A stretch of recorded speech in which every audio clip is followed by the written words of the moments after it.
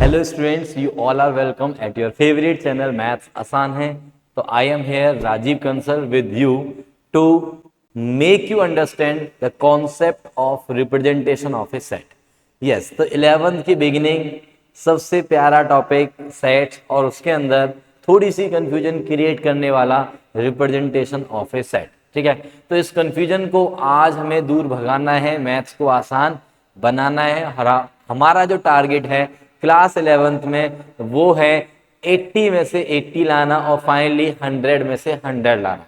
ठीक है, तो इसी के साथ आज हम करने वाले हैं 11th क्लास की मैथमेटिक्स की beginning with the topic representation of a set. This is concept number 1 of 11th mathematics. ठीक है, तो चलिए बच्चों समझते हैं रिप्रेजेंटेशन क्या है।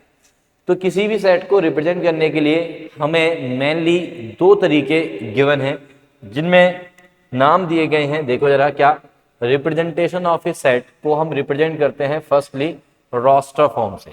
कौन सी फॉर्म से हम रिप्रेजेंट करते हैं? रोस्टर फॉर्म, या इसको हम नाम देते हैं टेबुलर फॉर्म। ठीक है, अब ये रोस्टर मेथड या टेबुलर फॉर्म क्या है समझिए।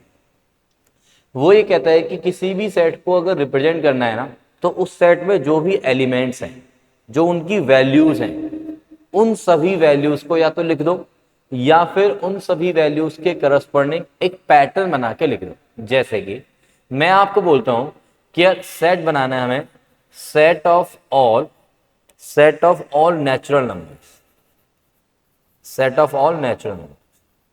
इस सेट को हमें रोस्टर फॉर्म में लिखना है। तो आप क्या कहेंगे कि सर नेचुरल नंबर्स कौन कौन से होते हैं? 1 2 3 4। क्या ये पॉसिबल है कि मैं सारे के सारे नेचुरल नंबर लिख के बताऊं? सर नहीं, क्योंकि वो तो इन्फिनिटली चलते रहेंगे चलते रहेंगे चलते रहेंगे। तो हमें एक पैटर्न मिल गया कि यार 1 के बाद 2 आएगा, 2 के बाद 3 आएगा, 3 के बाद 4 आएगा, एंड सो ऑन। अगर मैं लगा दूं चलते रहे चलते रहे चलते रहे, तो ये एक पैटर्न है जो कि सारे के सारे नेचुरल नंबर्स को रिप्रेजेंट कर रहा है। और इसको किसमें रखना है? एक सेट के अंदर रखना है। ये जो कर्ली ब्रैकेट्स है ये हमारा सेट हो गया। तो set of all natural numbers को हमने कैसे लिखा है? उसके अंदर जो वैल्यूज हैं, उसके अंदर जो एलिमेंट्स की वैल्यूज हैं, उन वैल्यूज में से कुछ वैल्यूज को लिख के एक पैटर्न बनाया और उस पैटर्न को एक सेट के अंदर रखा। This is nothing but roster form of this particular set. और देखते हैं, और अभी देखते हैं, एग्जांपल्स भरपूर लेंगे जिससे कि आपको एक क्लैरिटी आ जाए कि यार रोस्टर फॉर्म में हमें क्या करना है। मान लो कि वो बोलते हैं कि यार वो सभी नंबर्स लिखो, set of all integers, set of all integers less than or equals to 5, but greater than 0। Set of all integers बनाओ, सारे इंटीजर्स लिखने हैं मुझे जो कि 5 या उससे लेस है, बट साथ में बोला हुआ है कि ग्रेटर देन क्या है? 0। तो यार इसमें कौन कौन से इंटीजर्स आएंगे? 0 से बड़े इंटीजर्स लेने हैं, यानी कि 1 2 3 4, और 5 या 5 से लेस तो 5 बस। अब क्योंकि मुझे पता चल रहा था कि यार इस सेट में ना नंबर ऑफ एलिमेंट्स बहुत ही थोड़े से हैं, तो मैंने क्या किया, इसमें सारे के सारे एलिमेंट जो भी इसके अंदर आने थे वो सारे के सारे एलिमेंट्स इसमें लिखे।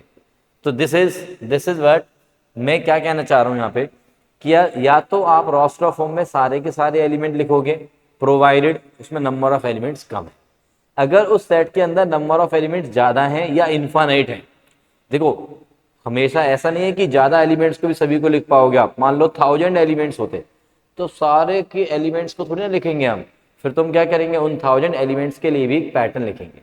ठीक है, तो इसलिए मैं बोल रहा हूँ कि या तो एलिमेंट्स बहुत ज्यादा हैं या फिर इनफाइनाइट है, दोनों में से कोई भी केस है, तो आप क्या करोगे, ट्र अपनी ऐसे गाड़ी चलाओगे। ठीक है जी, मतलब एंड साउंड के साथ खत्म करोगे इस चीज को। और अगर आपके पास जो सेट है उसके अंदर फाइनाइट सा बहुत छोटू सा सेट है, 4 5 10 20 एलिमेंट भी हैं, तो आप उन एलिमेंट्स को, सभी एलिमेंट्स की वैल्यूज को लिख सकते हो separated by a comma, separated by a comma.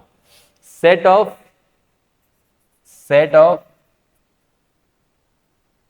all set of all natural numbers, set of all natural numbers whose squares, whose squares is less then 100। मुझे वो सभी नेचुरल नंबर्स लिखने हैं जिनका स्क्वायर करने पे जो वैल्यू आएगी वो लेस देन 100 आएगी। तो सोच के बताओ कौन कौन से हैं वो नेचुरल नंबर्स। सर वन का स्क्वायर 1 आता है, 100 से कम है। 2, 3, 4, 5 अप टू कहां तक, 9 तक, है ना, अप टू 9 तक। क्योंकि जब 10 लेंगे तो 10 का स्क्वायर 100, 100 लेस देन 100 तो नहीं होता। तो हमारे पास इस तरह के जो भी सेट्स हैं उनको किस तरह से लिख दिया मैंने, रोस्टर फॉर्म में लिख दिया। तो नाउ अब हम आते हैं सेकेंड टाइप पे, दैट इज रिप्रेजेंटेशन में जो दूसरी टाइप होती है that is called set builder form. क्या बोलते हैं इसको हम, सेट बिल्डर फॉर्म या फिर प्रॉपर्टी मेथड। देखो बिल्डर्स का काम क्या होता है, प्रॉपर्टी में लेन देन करना, है ना, प्रॉपर्टी ली, बनाई, उसको बेचा, खरीदा एंड सो ऑन, ठीक है। तो ऐसे याद रखो, सेट बिल्डर मतलब बिल्डर्स का काम क्या होता है, प्रॉपर्टी के साथ डील करना, मतलब सेट बिल्डर फॉर्म या property method is the same thing. इसमें हम क्या कर रहे हैं, इसमें जो एलिमेंट्स लिखे होंगे इसके अंदर क्या होगा, जो एलिमेंट्स लिखे होंगे वो छुपे होंगे। अभी वो छुपे होंगे का क्या मतलब है सर, देखो इसमें वैल्यूज नहीं दिखेंगी। लाइक मैंने ये बोला कि यार देखो मुझे एक सेट दिया गया है 1 2 3 अप टू 100, अप टू 100। या एक और एग्जांपल ले लेता हूं मैं साथ के साथ, 1 4 9 16 25 36, सिर्फ इतने एलिमेंट्स ले लिए, ठीक है। ये दो सेट्स लिए अलग अलग, ओके। अब वो बोलता है कि यार ये सेट्स किस फॉर्म में लिखे हुए हैं, आप बताओ किस फॉर्म में लिखे हुए हैं। सर इनके अंदर ना एलिमेंट्स की वैल्यू लिखी हुई है, दिख रही है वो वैल्यूज, पता है वो वैल्यूज, छुपी हुई नहीं है। तो इसका मतलब ये तो सर रोस्टर फॉर्म ही है, पहली वाली। Again roster form. अब इन सभी एलिमेंट्स को छुपे वाले तरीके से लिखना है। कैसे, सुनो। इन सभी के लिए एक प्रॉपर्टी सोचनी, इन सभी के लिए क्या सोचनी है, मुझे एक प्रॉपर्टी सोचनी है, प्रॉपर्टी मेथड। प्रॉपर्टी का मतलब ऐसे सोच लो कि एक कंडीशन बनानी है, एक ऐसी कंडीशन जिसमें ये सारे के सारे एलिमेंट्स आ जाएं। तो मैंने कहा कि इन सभी के ऊपर एक कंडीशन बहुत सिंपल सी दिख रही है कि ये सारे के सारे नेचुरल नंबर्स, एंड साथ के साथ नेचुरल नंबर्स भी टिल 100 हैं, स्टार्टिंग फ्रॉम 1। तो मैंने इन सभी नंबर्स को एक नाम देना, सभी नंबर्स को एक नाम देना बस। तो मैंने इन सभी नंबर्स को नाम दे दिया n। क्या नाम दे दिया मैंने, n नाम दे दिया। मैंने कहा कि इस सेट के अंदर जो एलिमेंट है उस एलिमेंट का नाम n है, सच दैट, ये जो कॉलन है this is for such that. अच्छा, बहुत सारे बच्चे ऐसा पढ़ते हैं इसको n सच दैट, नहीं, इसको आप ऐसे पढ़ो, इसको आप ऐसे पढ़ो। पढ़ने का तरीका ध्यान दो, set of all those n, n मत पढ़ो इसको, क्या पढ़ना है, ऑल दोज n, वो सभी n इस सेट के अंदर होंगे। देखो इस सच दैट से पहले ना, ये जो साइन है सच दैट का, इस सच दैट से पहले जो भी मैंने लिखा वो इस सेट का एलिमेंट होगा। ये जो है ये इस सेट का क्या है, एलिमेंट है। इस सेट के एलिमेंट का नाम है n। उस n के ऊपर क्या कंडीशन है वो हम लिखने जा रहे हैं। तो इस सेट में वो सभी n होंगे सच दैट n क्या होना चाहिए, एक नेचुरल नंबर होना चाहिए। n belongs to capital n, capital n is the set of natural numbers. तो n क्या है, नेचुरल नंबर पहले। बट अगर मैं यहीं पे इसको बंद कर देता तो क्या होता, क्या है कि जो भी कंडीशन यहां पे लगी हुई होती है ना, उन कंडीशंस को फॉलो करने वाले सारे पॉसिबल एलिमेंट्स को हमें लिखना होता है इस सेट में। तो अगर मैं यहां पे इसको क्लोज कर देता हूं यहीं पे, तो इसका मतलब हो जाता है कि इस सेट में वो सभी नेचुरल नंबर है n सच दैट कि n एक नेचुरल नंबर बस। तो n नेचुरल नंबर तो 101 भी है, 102 भी है। तो n सारी पॉसिबिलिटीज को उठाएगा। तो आप देखोगे कि यार 1 से लेके 100 थोड़ी ना आएंगे, उससे ज्यादा वाले एलिमेंट्स भी आएंगे। तो अगर मुझे 1 से लेके 100 तक ही रखने हैं तो मुझे कुछ ना कुछ और कंडीशंस भी इस n के ऊपर, जो स्मॉल n है उसके ऊपर लगानी होंगी। तो वो क्या कंडीशन होंगी, ये जो बीच में मैंने कॉमा लगाया इस कॉमा को हम पढ़ेंगे n, एंड। क्या पढ़ेंगे इसको हम, एंड। तो n belongs to natural number and n के ऊपर एक और कंडीशन क्या है कि वो लेस देन इक्वल्स टू 100 है। अब आप बोलोगे कि सर इसमें ऐसे क्यों नहीं लिखा n इज टेकिंग 1 से 100। देखो गलत नहीं है, गलत नहीं है, बट जरूरत नहीं है। गलत नहीं है बट जरूरत नहीं है। मीन्स कि अगर आप ये बोलते हैं कि n नेचुरल नंबर है और लेस देन इक्वल टू 100 है, तो इसका मतलब ही ये निकल के आ रहा है कि भैया नेचुरल नंबर में लेस देन और इक्वल टू 100 की सारी पॉसिबिलिटी उठाओ। तो सारी पॉसिबिलिटी में अपने आप ही 1 से लेके 100 आ जाएगा ना। Are you getting my point? क्या होता है कि इन सभी कंडीशंस को सेटिस्फाई करने वाली जितनी भी पॉसिबल वैल्यूज हैं वो इस सेट के अंदर होंगी। तो इस सेट के अंदर अब आप ध्यान से देखेंगे, इसको आप इस छुपे हुए n को आप वैल्यू को फाइंड आउट करने की कोशिश करेंगे, तो ये n क्या करेगा, बोलेगा कि भैया मेरी वैल्यू नेचुरल नंबर में से उठाओ और वो भी लेस देन और इक्वल टू 100 उठाओ। तो आप क्या क्या पॉसिबल वैल्यू उठा सकते हो, 1 से लेके 100। तो ये इस सेट को लिखने का ये जो है वो क्या है, तरीका है, कौन सा, सेट बिल्डर फॉर्म। सर ये क्यों लिख रहे हैं, है ना, ये क्यों लिख रहे हैं, ऐसी गंदी सी फॉर्म क्यों लिख रहे हैं? नहीं बच्चों, ये गंदी फॉर्म नहीं है, ये बहुत अच्छी फॉर्म है, क्योंकि इस फॉर्म को लिखने से बहुत सारी बड़ी वैल्यूज का जो सेट है वो एक छोटे से रूप में लिख पाते हैं, है ना। वो उसको हम एक छोटे से रूप में और एक बहुत ही प्यारे से तरीके से लिख पाते हैं, ठीक है। तो चलिए देखते हैं और भी कुछ एग्जांपल्स। जैसा कि अब इस पे आ जाए, अगर मैं इस पे आता हूं तो इसमें कैसे नंबर है, थोड़ा पैटर्न को समझने की कोशिश करनी है हमें, ठीक है। इरिटेट नहीं होना है, ये नहीं करना है कि सर ये n कहां से आया वगैरह वगैरह, नहीं, सोचने की कोशिश करो, समझने की कोशिश करो, ठीक है। इस 1 को मैं लिख पा रहा हूं 1 का स्क्वायर, 4 को लिख पा रहा हूं 2 का स्क्वायर, 9 को लिख पा रहा हूं 3 का स्क्वायर, 16 इज 4 का स्क्वायर, देन अगेन 5 का स्क्वायर और दिस इज लास्ट 6 का स्क्वायर। तो जो ये बेस वाला नंबर है वो तो वेरी कर रहा है 1 से लेके 6 तक, बट जो उसके ऊपर वाला नंबर है जो सर पे बैठा हुआ है, इनकी जैसे पावर बोलते हैं अपन लोग, ठीक है, तो पावर सेम चलते हैं। मतलब ये सारे के सारे जो नंबर्स हैं वो एक पैटर्न को फॉलो कर रहे हैं, क्या, n स्क्वायर।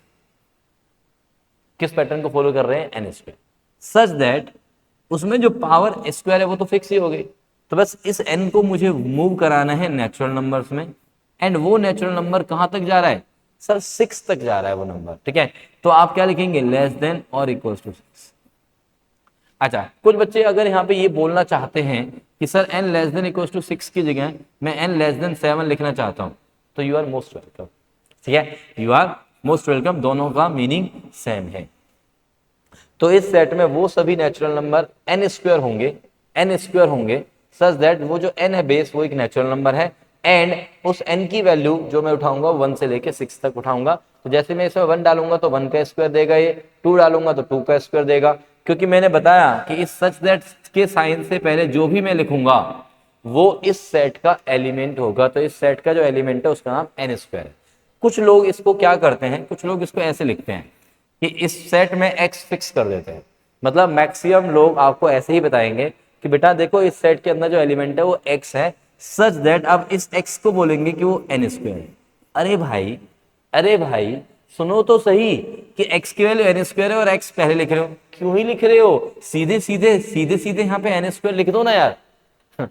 इसी n स्क्वायर को लिखने के लिए आप इतना बड़ा क्यों कर रहे हो, और फिर उसके बाद ऑब्वियसली ये कंडीशंस को लिखेंगे, क्या, ठीक है, वो तो सही है, बट इतना बड़ा क्यों कर रहे हो, ऐसे लिखो ना। Got it. चलिए तो कुछ और एग्जांपल्स के थ्रू समझते हैं दोनों के दोनों फॉर्म्स को, ठीक है। ओह चलो जी, next, yes, x is a positive integer. हाँ, करना क्या है ये देख लेते हैं पहले। सेट बिल्डर फॉर्म में लिखे हुए हैं सारे के सारे, और मुझे इनको रोस्टर फॉर्म में कन्वर्ट करके दिखाना है आप लोगों को, राइट। चलिए, x is a positive integer, okay, x is a positive integer and a divisor of 9। तो बताओ ऐसे एक्स कौन कौन है जो कि पॉजिटिव इंटीजर भी है और डिवाइजर ऑफ 9 भी है। सर 1 है, ओके बढ़िया, और 3 भी है, ओके, देन 9 भी है, ओके। क्या ये सही है, जल्दी से बता दो, कोई और तो नहीं रह गया, मेरे से छूट तो नहीं गया कोई, है ना। आप सोच के बता सकते हैं अगर कोई मिस्टेक मेरे से हो रही है तो। x is a positive integer, okay है, और 9 का डिवाइजर भी होना चाहिए, तो 1 3 9 ही होते हैं 9 के डिवाइजर, तो डन है। क्योंकि ये किस फॉर्म में लिखा हुआ है, ये सेट बिल्डर फॉर्म में लिखा हुआ है, प्रॉपर्टी की फॉर्म में लिखे हुए हैं, ये 3 नंबर्स को एक प्रॉपर्टी की फॉर्म में लिखा हुआ है कि इन सभी को नाम दे दिया x, सारे पॉजिटिव इंटीजर्स हैं और डिवाइजर ऑफ 9 भी है। बढ़िया। अब नेक्स्ट पे आते हैं, एक्स सच दैट इस सेट में जो एलिमेंट है उसका नाम एक्स है और उस एक्स की वैल्यू दी हुई है वही, मतलब देखो क्वेश्चन वालों ने भी ये ऐसा ही काम किया हुआ है कि फालतू में एक्स भी लिख रहे हैं फिर एक्स की वैल्यू लिख रहे हैं, डायरेक्टली भी n upon n square plus one लिखा जा सकता था, ठीक है कोई नहीं, अब जो लिखा है तो हमें मानना पड़ेगा। अच्छा, उस x को जो वैल्यू मिलेगी वो ये मिलेगी और उसमें n को वैल्यू मिलेगी 1 से लेके 3 तक। 1 पे इक्वालिटी है, 3 पे इक्वालिटी है और n क्या है, नेचुरल नंबर, मतलब n क्या क्या वैल्यू ले रहा है, n 1 2 3 ओनली। तो जब n 1 वैल्यू लेगा तो हमारा जो x है वो क्या वैल्यू लेगा, 1 अपॉन में 1 का स्क्वायर प्लस 1 इज 2। जब n 2 वैल्यू लेगा तो ये बन जाएगा 5। जब n 3 वैल्यू लेगा तो ये बन जाएगा 3 का स्क्वायर प्लस का 1 दैट इज 10। तो ये हमारी हो जाएगी roster. Then come to third one, B set बना दिया इसको। जो सेट है उसको जनरली हम कोई भी कैपिटल लेटर ऑफ अल्फाबेट से नाम देते हैं, ए बी सी ऐसा कुछ। तो ये जो बी सेट है उसमें क्या हो क्या रहा है ध्यान से देखते हैं। उस बी सेट में जो नंबर है अब वो है ए एन, जैसे nth टर्म होती थी ना एपी में, वैसा ही ये नंबर है ए एन, मतलब ए एन में, और जो एन है वो नेचुरल नंबर है। मतलब जो बी सेट है उसके अंदर जो एलिमेंट होंगे वो होंगे A1 A2 A3 A4 and so on, क्योंकि n natural number. But A1 A2 A3 A4 इन सबको कुछ ना कुछ वैल्यू दी गई है। आगे पढ़ते हैं क्वेश्चन क्या कहता है। A1 और A2 दोनों को 1 1 वैल्यू दी गई है, यानी कि ये तो 1 1 फिक्स हो गए पहले। अब इधर क्या बोला गया है, ये वाला पार्ट देखते हैं कि an प्लस 2 की वैल्यू, इसमें देखो n नेचुरल नंबर है छोटे वाला n, तो इसमें जब n को मैं 1 डालूंगा, n को जब मैं 1 डालूंगा तो मुझे क्या मिलेगा सर, इसमें मिलेगा A3, ठीक है, इज इक्वल्स टू A3 क्या मिलेगा A2, n 1 डाला तो 1 प्लस 1 इज 2 प्लस n 1 डाला तो ये A1, मतलब जो थर्ड टर्म मिलने वाली है A3 उसकी वैल्यू A2 प्लस A1 है। थोड़ा ध्यान से सोचो इस बात को, A3 जो है वो अपनी पिछली दो टर्म्स, A3 की पीछे वाली दो टर्म्स कौन है, A2 और A1 है, उन दोनों का सम है A3, तो इन दोनों का सम मतलब ये हो गया 2, राइट। अब A4, अगर मैं इसी कंडीशन में, ये जो कंडीशन लिखी हुई है हमारी जिससे हमें आगे वाली वैल्यूज भी मिलने वाली हैं, इसी कंडीशन में अगर मैं n को 2 डालता हूं तो what we see is A4 is equals to A3 n को 2 डालने पे प्लस n को 2 डालने पे ये A2, राइट। मतलब अगेन जो फोर्थ टर्म है वो उसकी पिछली दो टर्म्स कौन कौन है, A3 और A2, उन दोनों का सम है, ठीक है। इसका मतलब A4 को निकालना है तो इन दोनों का सम कर दो दैट इज 3। सिमिलरली अगर आप n को 3 डालते हैं तो यहाँ पे बनेगा A5 which is equal to A4 plus A3। मतलब यहाँ पे जो टर्म है ना वो अपनी पिछली दो टर्म्स का सम है। n plus 2th term is equal to n plus 2th term की पिछली टर्म कौन सी होगी, n प्लस 1th टर्म होगी, और उससे भी पिछली nth टर्म होगी, तो उन दोनों टर्म्स का सम है, ठीक है। तो इसका मतलब ये होगा कि इसकी नेक्स्ट टर्म कैसे मिलेंगी, 2 प्लस 3 इज 5, उससे नेक्स्ट 3 प्लस 5 इज 8, 8 प्लस 5 मतलब 5 प्लस 8 इज 13, और 8 plus 13 is 21, 13 plus 21 is 34 and so on. अगर कोई बच्चा इस पर्टिकुलर सीक्वेंस का नाम जानता है, बहुत ही प्यारा सा नाम है, मे बी कुछ बच्चे होते हैं जिन्होंने ये सीक्वेंस पहले कभी पढ़ी होगी, ठीक है। तो इस सीक्वेंस को एक पर्टिकुलर नाम दिया गया, एक बहुत प्यारा मैथमेटिशियन थे जिन्होंने इस सीक्वेंस के बारे में बताया। तो अगर तुम्हें वो नाम पता है तो कमेंट योर आंसर, आपको आंसर करना है कि इस सीक्वेंस को क्या कहते हैं पर्टिकुलरली, ठीक है जी। ये पूरी जो सीक्वेंस बनी है। चलिए अब हम आते हैं नेक्स्ट पार्ट पे। नेक्स्ट पार्ट क्या है हमारा, ये वाला जो नेक्स्ट पार्ट है इसको देखते हैं भाई। इसमें वो सभी x हैं, मैंने बताया अभी कैसे पढ़ना होता है, x बिलोंग्स टू r, मतलब इस सेट के अंदर वो सभी x हैं, ऑल दोज x जो कि रियल नंबर है, x belongs to r, r क्या यहाँ पे सेट ऑफ रियल नंबर्स, ठीक है। सच दैट वो जो x होगा किससे बड़ा होगा, x से बड़ा होगा, x से बड़ा होगा, मतलब अपने आप से बड़ा होगा। क्या कोई दुनिया में अपने आप से बड़ा है, क्या कोई दुनिया में अपने आप से बड़ा है, ऐसे कैसे हो सकता है। कोई भी नंबर अपने आप के इक्वल होता है, बड़ा थोड़ी ना हो सकता है। तो इसका मतलब ये तो पॉसिबल ही नहीं है। इसका मतलब इस सेट के अंदर कोई भी एलिमेंट नहीं आएगा, और जिस सेट के अंदर कोई भी एलिमेंट नहीं आता उस सेट को हम एम्प्टी सेट कहते हैं, जिसको हम या तो ऐसे या फिर फाई से डिनोट करते हैं। बट हमें सेट बिल्डर फॉर्म से किस फॉर्म में आना था, रोस्टर। तो रोस्टर फॉर्म इज दिस कि आपको एम्प्टी सेट दिखाना है इस तरह से खाली, इसको हम बोलते हैं एम्प्टी सेट, क्या बोलेंगे इसको हम? Empty set. डन है। अच्छा, बचे हुए जो 3-4 पार्ट्स हैं यहाँ पे, ए सेट ये हो गया, इसको मैं बी सेट नाम देता हूँ, चलो इसको सी नाम दिया हुआ है, इसको मैंने डी नाम दे दिया। तो ये जो ए बी सी डी वाले ये जो 4 क्वेश्चंस बचे हुए हैं, इनके आंसर्स आपको मुझे कमेंट्स में करके बताने हैं कि सर ए सेट को हम ऐसे, बी को ऐसे, और सी को ऐसे, और डी को ऐसे लिख सकते हैं। क्लियर है क्या ये बात? क्लियर है क्या ये बात? चलो, तो अब नेक्स्ट पे आते हैं। नेक्स्ट पे आते हैं, यस, अब हमें क्या करना है? रोस्टर फॉर्म को कन्वर्ट करना है सेट बिल्डर, है ना। यहाँ पे थोड़ा सा मेहनत लगती है बच्चों को कि रोस्टर फॉर्म से सेट बिल्डर फॉर्म में, यानी कि हमें प्रॉपर्टी में कन्वर्ट करना है इन सभी एलिमेंट्स को। ठीक है, आते हैं कि किस तरह से हम इन सभी एलिमेंट्स को कैसे प्रॉपर्टी में कन्वर्ट कर सकते हैं। ओके, देखो भाई, ये जो एलिमेंट्स है क्या है? 0, 3, 6, 9, 12 एंड सो ऑन। 3 के मल्टीपल्स नजर आ रहे हैं क्या तुम्हें? ये 3 की टेबल वाले नंबर्स हैं क्या ये? बट 0 से स्टार्ट हो रहे हैं। तो मैंने बोला कि यार एक काम करो, 3 के मल्टीपल्स वाले नंबर को मैं लिख सकता हूँ 3 into n, 3 into 0, 3 into 1, 3 into 2, 3 into 3, 3 into 4। But अब इस बार जो n है वो कैसा नंबर होगा? 0 से स्टार्ट होगा, तो n belongs to whole numbers, w is for whole numbers, और डब्बा बंद क्यों सर? क्योंकि n जब होल नंबर होगा तो होल नंबर की सारी पॉसिबिलिटी उठाएगा, 0, 1, 2, 3। जैसे मैं 0 डालूंगा तो ये 3 into 0, 0, 3 into 1, 3, 3 into 2, 6, 3 into 3, 9, and so on दिया हुआ है तो एंड सोन चलता रहेगा। क्लियर है? ओके, अब सिर्फ एक 0 लिखा हुआ है भाई, सिर्फ एक 0 लिखा हुआ है, तो आप बहुत सारे तरीकों से लिख सकते हो इसको। मैं बोलता हूं कि इसमें वो सभी है, इसको हमें सेट बिल्डर फॉर्म में लिखना है। मैंने कहा कि इसमें वो सभी n है such that n is a whole number and n is less than 1। लो जी, ऐसे बना दिया मैंने। आप इसको ऐसे ही बना सकते हो कि जी इस सेट के अंदर वो सभी x है such that x is integer and x की वैल्यू 0 डालनी है ना मुझे, बस मेनली तो मुझे क्या फोकस करना है कि x के लिए 0 आए। ठीक है, तो x इंटू में एक्स स्क्वायर प्लस का ये 1 इज इक्वल्स टू 0। लो जी, एक इक्वेशन बना दी। ऐसे इंटीजर जो कि इस इक्वेशन को सेटिस्फाई करें, तो या तो x की वैल्यू 0 होगी, x इक्वल्स टू 0 से, या फिर एक्स स्क्वायर प्लस 1 0 होगा, but x square plus 1 equals to 0 जब आप करेंगे तो क्या आएगा? वहां से आंसर आएगा x square plus 1 0, x square की वैल्यू -1, जो कि किसी भी इंटीजर के लिए पॉसिबल नहीं है। बट ये वाले जो पार्ट था उससे एक एक्स इक्वल्स टू 0 वाला पार्ट तो आएगा ही आएगा ना पहले से, तो ये हो गया। मतलब there are so many ways to write this particular set. ठीक है ना, बहुत सारे तरीकों से लिख सकते हो यार। आते हैं इस वाले पे क्या करना है?